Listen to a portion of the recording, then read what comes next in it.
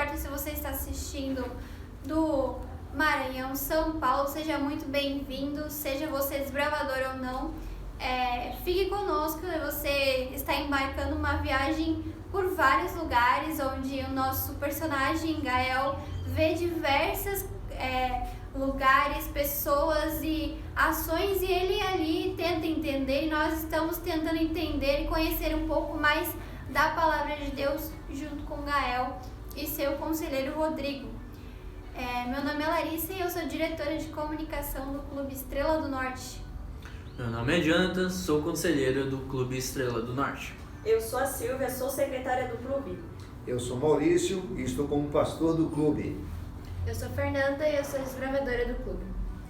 Então vamos lá, Gael, ele, como a gente já está falando, ele vê diversas situações, e a situação que a gente vai visualizar e entrar na história hoje é de um personagem que não teve bons momentos, mas mesmo assim ele foi fiel.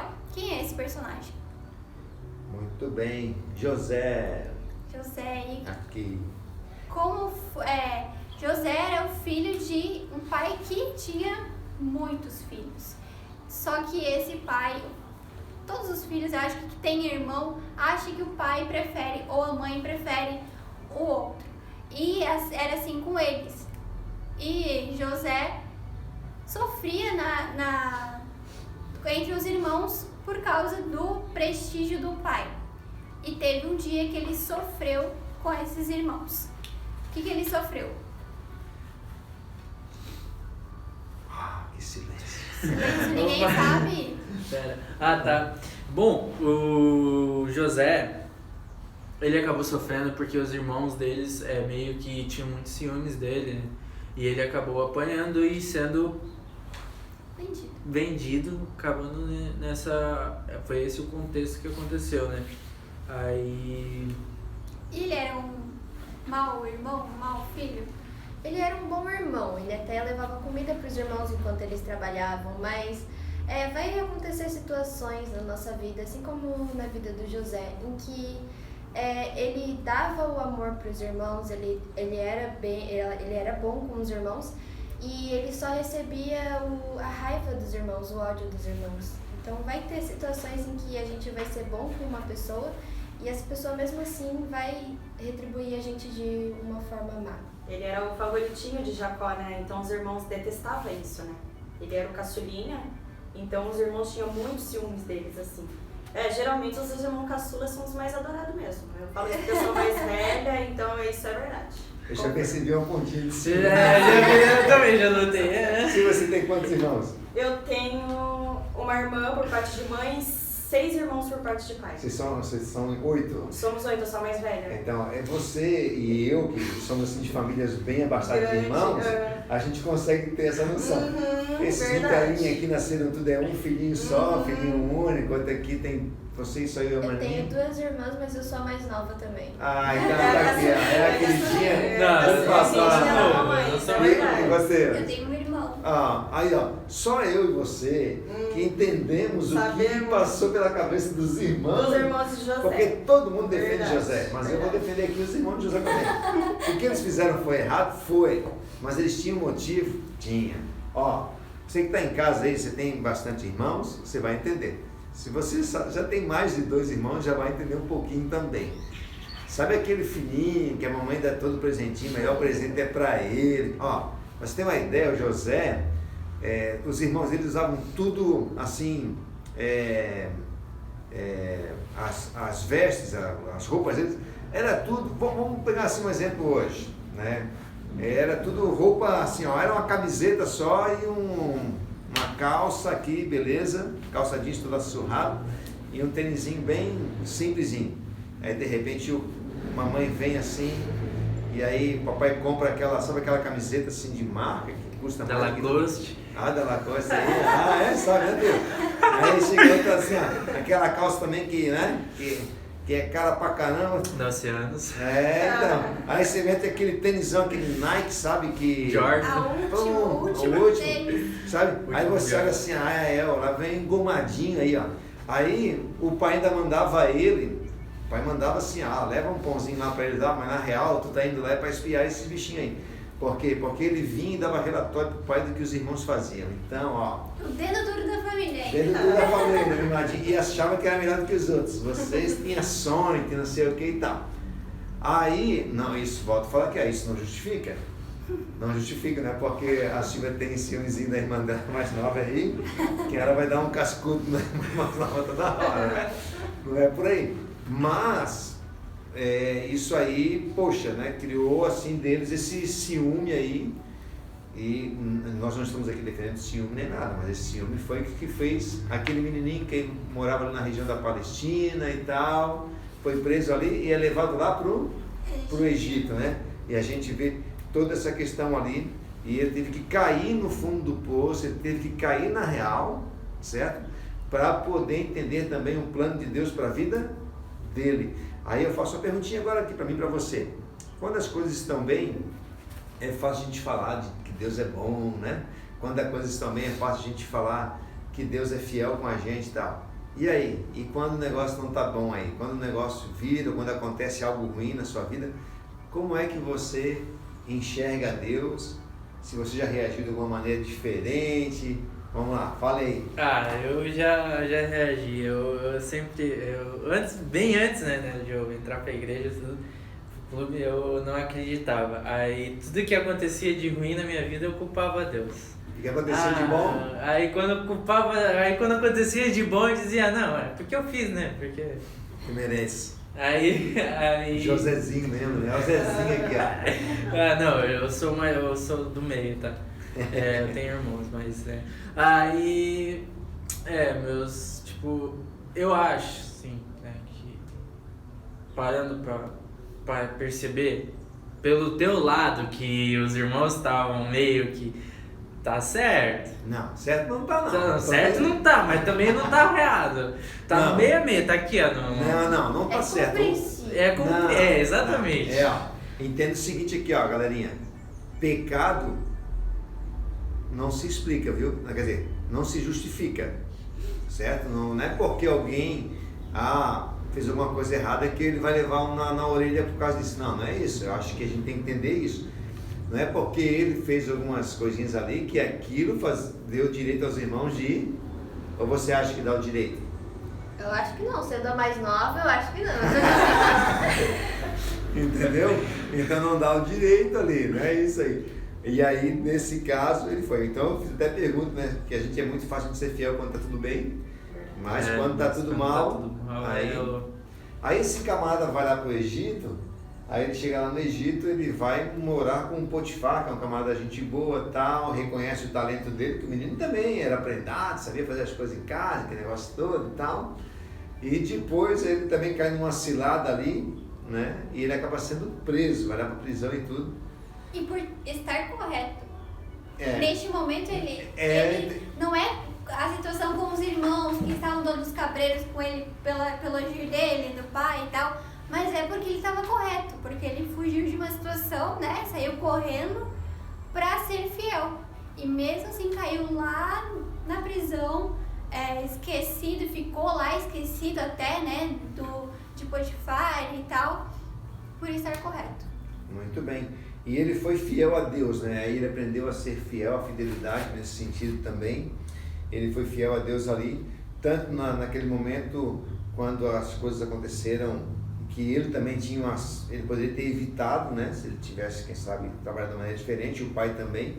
Nesse caso agora, quando ele é preso, como a Alicia comentou, ele não tinha como evitar aquilo, porque a prisão veio até como algo que abrandou, porque na realidade se o chefe dele tivesse certeza que ele tinha cometido aquele erro, que era ter deitado com a esposa dele, ele teria morrido.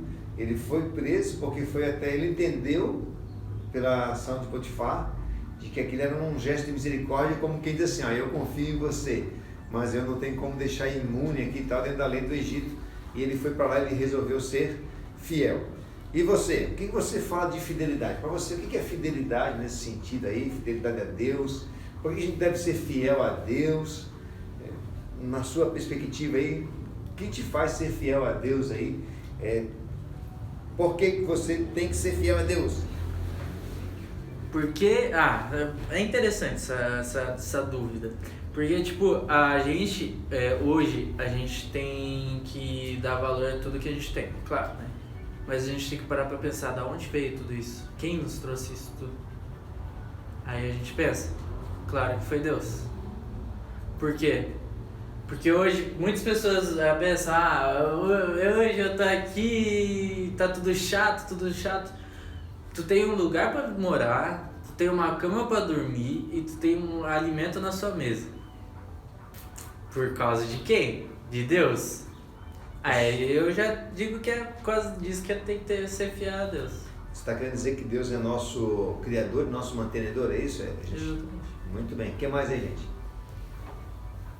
Por que você deve, assim, buscar ser fiel a Deus e tal? Vamos lá. Como seguidores, servos de Cristo, a gente tem que pensar que nós temos que ser mordomos sábio. O que é ser um mordomo sábio? Eu estava estudando esses tempos, lendo livros escolhidos de Jane White, e estava contando sobre a história de José, que ele era um menino mirradinho, miudinho, todo pequenininho, mas ele tinha uma grandeza muito grande, então isso despertou a ira dos irmãos. Mas falando de fidelidade é uma coisa assim nos dias de hoje que é muito difícil a gente se lidar. Por que é difícil lidar com a questão de fidelidade? Porque envolve a gente abrir mão de muita coisa, assim.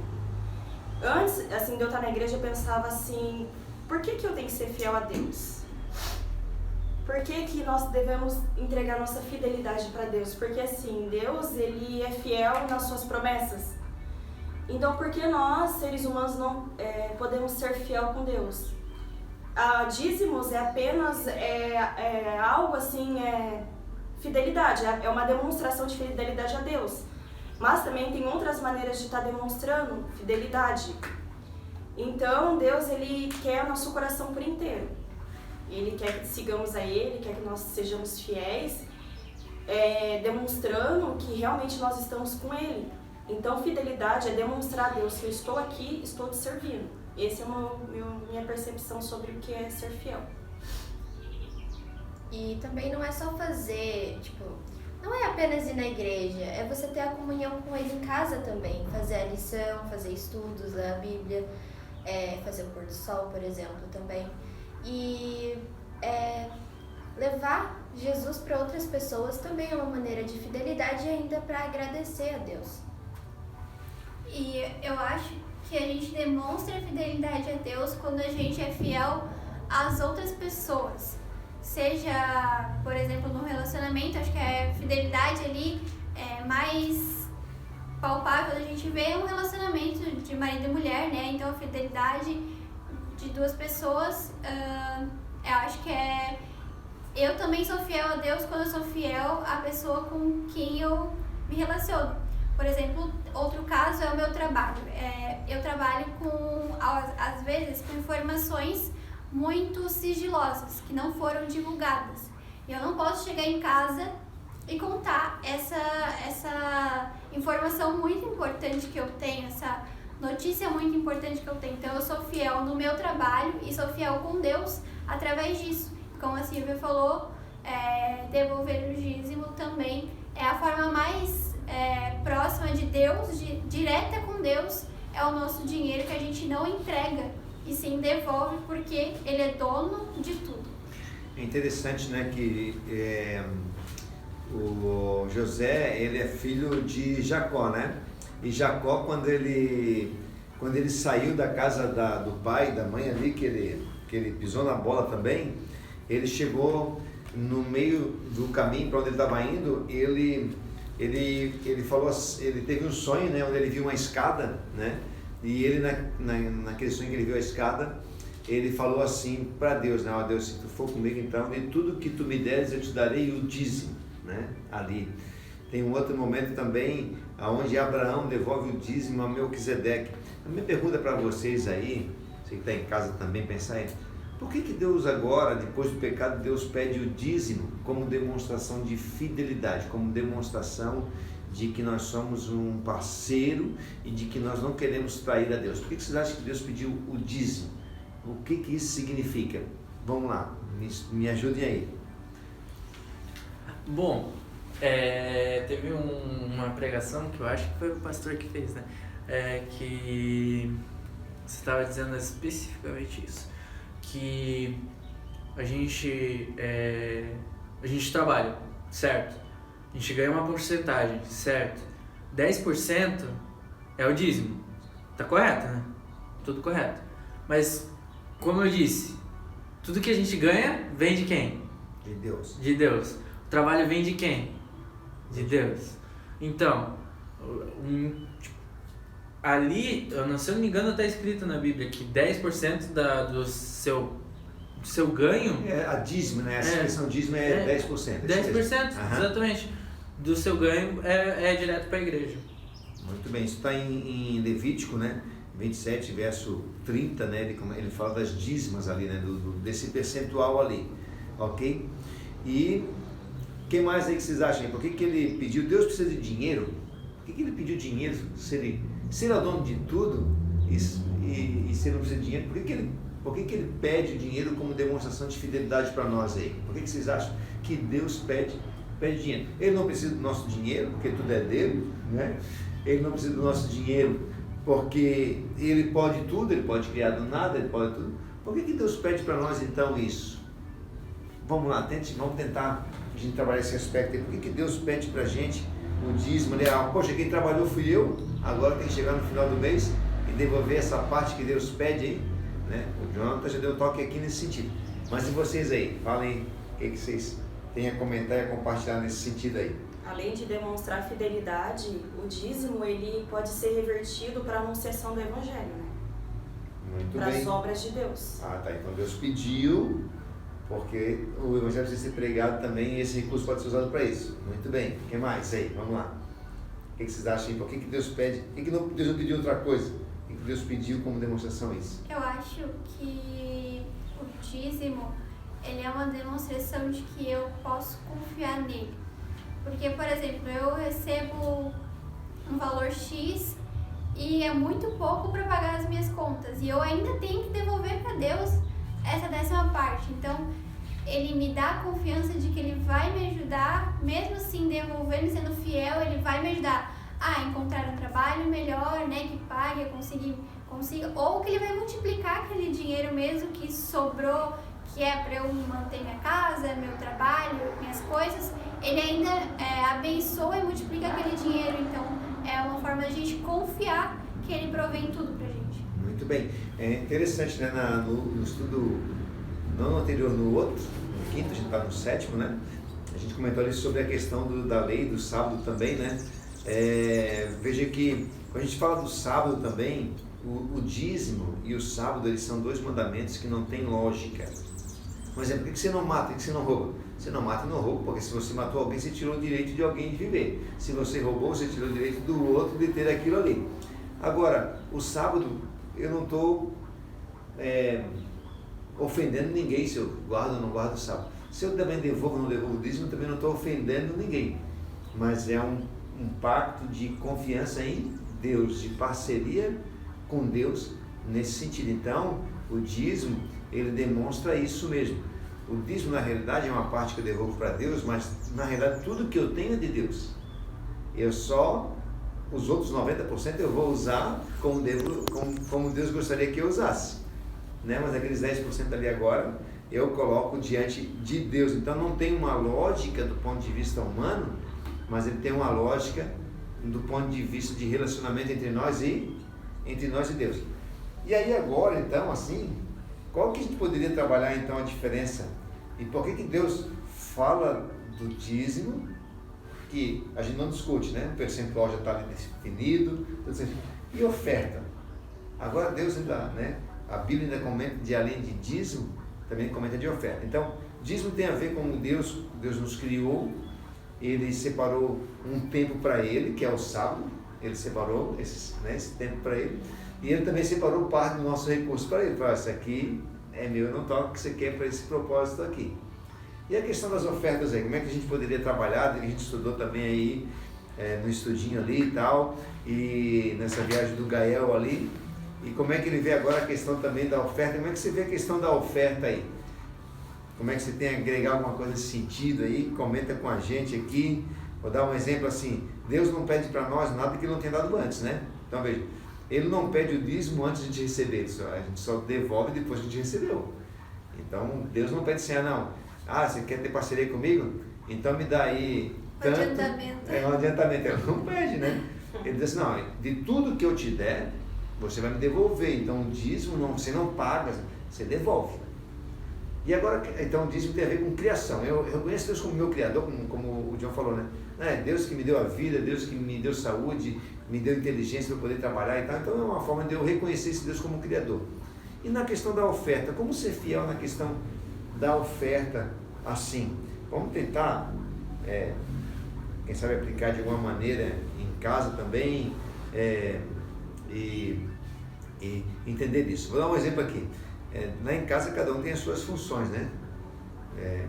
Um exemplo, lá em casa quem cozinha é minha esposa. Né? Eu não cozinho por 2 motivos. Primeiro porque ela cozinha melhor do que eu e segundo, né, então a gente tem os nossos deveres ali. Então eu entendo o dízimo como um dever. Assim, poxa, mas eu posso ajudar a lavar a louça pelo menos, né? É uma demonstração de gratidão e de oferta também nesse sentido aí. Em relação a Deus, o que a oferta diz? Quando você devolve uma oferta, o que você está querendo dizer para Deus? Quando você devolve o dízimo, você está dizendo, tu é meu Criador, eu confio em Ti, o Senhor me sustenta. E quando você devolve uma oferta, o que você está querendo dizer para Deus quando você devolve uma oferta? Oferta é um ato de ofertar de maneira voluntária, porque sabemos que o dízimo tem é uma parte a ser devolvida a Deus, mas oferta é algo a ofertar a Deus, direcionado, é algo assim voluntário, porque Deus ele não vai ver o tanto de dinheiro que você ofertou, mas sim a intenção do teu coração. Por que você ofertou aquele valor? Ele vai ver o coração, a intenção, porque Deus vê a intenção, não o valor da oferta. Penso isso. Eu tenho um amigo, né, que ele sempre fala sobre isso, por quê? Porque todo dia ele ganha, não que ele ganha uma coisa, ele sempre tá feliz. Aí eu pergunto pra ele, quando eu ia pra igreja com ele, por que sempre dá uma oferta? Aí eu digo bem assim, eu tô agradecendo pelo meu dia, porque foi feliz. Muito bem, então. Tem a ver então com agradecimento, como você está comentando aqui também, um reconhecimento, uma gratidão. O que mais aí? Vamos lá. Talvez em relação à oferta, nós possamos utilizar também não só recursos financeiros, mas também nosso serviço, né? Todo trabalho aqui na igreja, incluindo o pastor, porque é exclusivamente o trabalho, nós trabalhamos, então temos nosso trabalho, horários vagos, né? Então, nosso sábado, nosso domingo, nossa quarta-feira à noite que a gente serve. Então, também é uma oferta na casa de Deus, né? O serviço de diaconato, de canto, e às vezes o mais que a gente acaba não fazendo no cuidado da limpeza da igreja também é uma forma de agradecer por ele tá dando né? Porque tudo vem dele. O prédio que nós nos reunimos também é presente de Deus. Então, eu estar aqui ajudando as pessoas e fazendo trabalho na casa de Deus também é uma forma de ofertar. Muito bem. É isso aí, gente. Então, a oferta tem tudo a ver com tudo isso que a gente comentou também. A gente tem que entender o seguinte, voltando àquele pensamento. Deus não pede para nós nada que Ele tenha dado antes. E o que Deus pede para nós é sempre menor do que Deus oferece para nós. Deus nos criou. O que eu poderia devolver para Deus em resposta ao que Ele criou? Então Deus estabeleceu aquela taxa ali, que veja, que é um dízimo, o dízimo tanto faz, não importa se você é pobre, se você é rico, ele é um percentual. Então, você não tem como dizer, eu estou devolvendo mais do que o outro, não, você está devolvendo proporcional. Então, dízimo tem a ver com isso. Oferta, também Deus, o que Deus ofereceu para nós? A gente viu no estudo da graça ali também, né? Que Deus deu o seu Filho, João 3,16 fala, né? Que Deus deu o melhor que o céu tem, não que o céu tinha, mas que o céu tem, para nos tirar daquela situação do pecado. Então veja, quando eu dou uma oferta para Deus, eu tenho que buscar dar o meu melhor para Deus também. Devolver, dar essa oferta como realmente reconhecimento da graça no meu coração. Então você aí, meu trovador, meu adolescente, está acompanhando aqui, nós precisamos reconhecer e ver realmente por que motivo você é grato a Deus. E se você pudesse transformar esse motivo de gratidão em valor, qual seria o valor? Então, é nesse ponto aí. Vale a pena ser fiel a Deus, porque Ele nos criou. Vale a pena ser fiel a Deus, porque Ele nos resgatou. Nós somos dele 2 vezes, pela criação e pela redenção. Então esse foi o podcast Polaris do episódio que você aprendeu sobre a fidelidade. Não esqueça de acompanhar, de mostrar para o seu amigo, mandar. Agora, neste momento, nós estamos isolados. Você pode estar mandando esse podcast e abençoando e também deixando que mais pessoas conheçam sobre a fidelidade, sobre este Deus que nós estamos conhecendo episódio a episódio. Bom, nós voltamos na semana que vem e até a próxima. Valeu, galerinha! Isso aí, galera. Tchau. Falou!